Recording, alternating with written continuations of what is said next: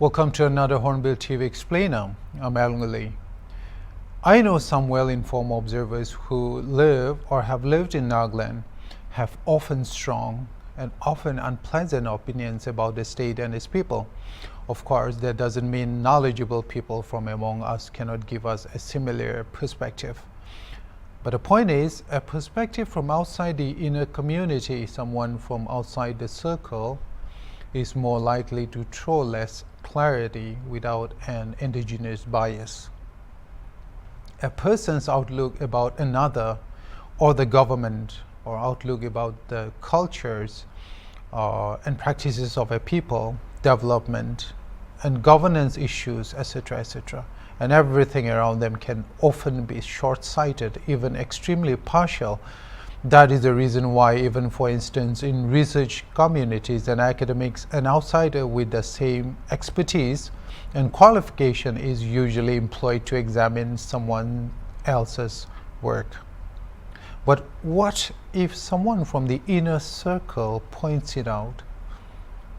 Article 371A, perhaps Nagaland's most prominent social political safeguard, is one such aspect that attracts people to assess our role in the greater developmental process.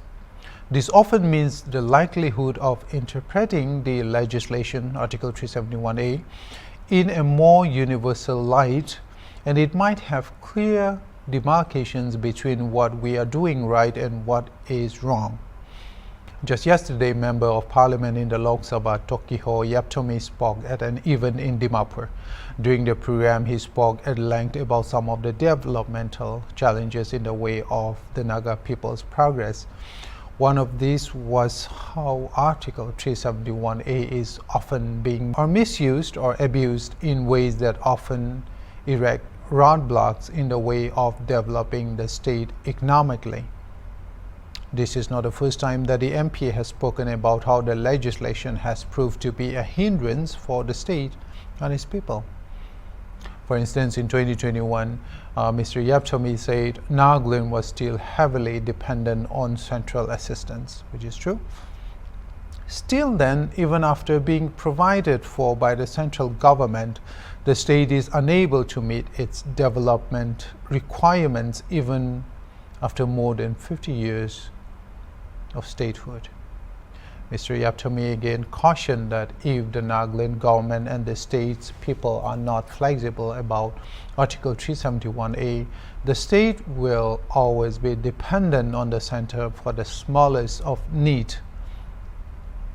The MP said Nagaland is still unable to meet its economic requirements even when it enjoyed a 90-to-10 ratio funding pattern, meaning 90% central contribution and 10% state contribution.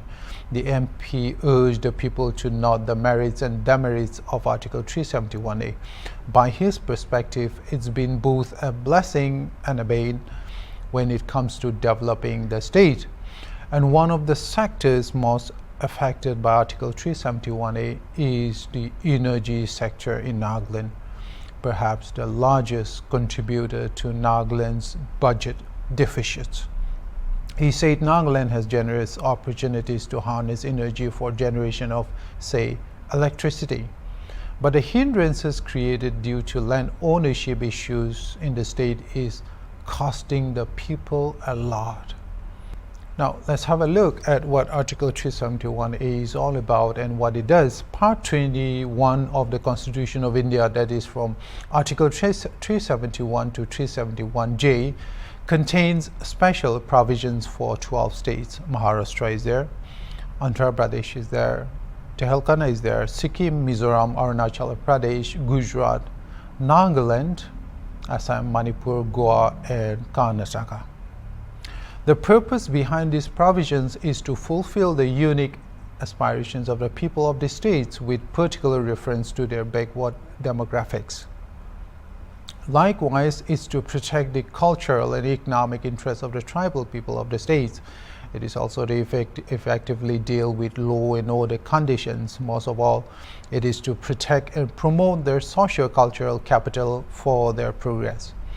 The reason behind this rationale is that their indigenous capital, say arts and culture, literature, customary practices, etc., etc., have been deemed valuable or unique or distinct from the character of the larger community's cultural capital. Originally, the Constitution of India did not make any special provisions for the states. Rather, the provisions were incorporated by subsequent amendments made over the decades. So among these, let's talk about the provisions for the state of Nagaland that Article 371A gives to the people. First point, any act or piece of legislation of the Parliament of India relating to the following subjects will not apply to Nagaland. They will not apply to the state and its people unless the Nagaland State Legislative Assembly decides that the Parliament's Act does not infringe on any of the subjects that's outlined in the Article 371A. For instance, no act or piece of legislation of the Indian Parliament will apply to the Naga people's religious or social practices. No act of the Parliament will apply to the Naga people's religious or social practices, customary law and procedure. Again, no legislation of the Parliament will apply to the Naga people's administration of civil and criminal justice involving decisions according to Naga customary laws. Again, no act of the Parliament will apply to the Naga people's practices of ownership and transfer of land and its resources. Now, Article 371 is both a constitutional right and a legal framework that embodies the aspirations of the people and their relationship with the world around them within their land, so to speak. Now, the Constitution grants autonomy, ownership, and control over their cultural practices and community law systems, law and natural resources, religious or social practices. Now, through the Act, the Constitution of India protects the interests of the state of Nagaland by leaving the decision in regard to their land, the wealth of the land and its resources, and the special cultures to them. The Act then assures full legal safeguards to them by the tool of law, by the natural incorporation in the Constitution. It promotes their interests in the said areas by linking the legal right to other mechanisms of equality and development within the Constitution. Now, as much as these safeguards guarantee the protection of the Naga people's way of life, it is also, according to some observers over the years, limiting the people's growth, limiting Nagaland's growth. The perceived limitation, according to these observers, is felt the most in the area of infrastructural development and economic capitalization on the readily available natural resources that the Naga people own. For illustration, you cannot build roads or create extensive industrial projects or explore natural resources because the land doesn't belong to the government, it belongs to the people. Meaning, in order for you to build proper roads and bridges or process petroleum, you have to go to the community first, because the Constitution of India says that the lands belong to the people. If the community says no, or there are disputes between owners or disputes about its compensation claims or disputes about which village or town the developmental work should come in or take place, then the government cannot do anything. So an instance of roadblocks that some observers are using as an example of how Article 371 might be impacting is the issue of oil exploration in Nagaland. Nagaland is estimated to have approximately 600 million tons of oil and natural gas reserves, ladies and gentlemen. The problem goes all the way to the 1980s when the Naga underground organizations and community organizations opposed the exploration and production activities. In the 1970s, the state-owned Oil and Natural Gas Corporation began exploring oil and natural gas in Wokha district. About 29 oil wells were drilled. However, community organizations and Naga political groups said that the ONGC did not have the right to extract natural resources and resources which belong to the Naga people. Article 371A of the Indian Constitution that applies to Nagaland has a special provision in there. It says, no act of the Parliament in respect of ownership and transfer of land and its resources shall apply to the state of Nagaland unless the Legislative Assembly of Nagaland State by a resolution so decides. Both community organizations and Naga underground organizations have always resisted the exploration of oil in Nagaland on the plea that the returns, the proceeds, the money from the oil should go to the people because the land's resources belong to the people. For about 3 decades now, there has been little headway in Nagaland's quest to explore this field. Of course, the most tangible and recent development was the reports that Nagaland Chief Minister Nifiryu and his Assam counterpart Himanda Biswa Sarma agreeing in principle to explore oil in the disputed areas along the Assam-Nagaland border. That was the latest development. That too, however, was recanted.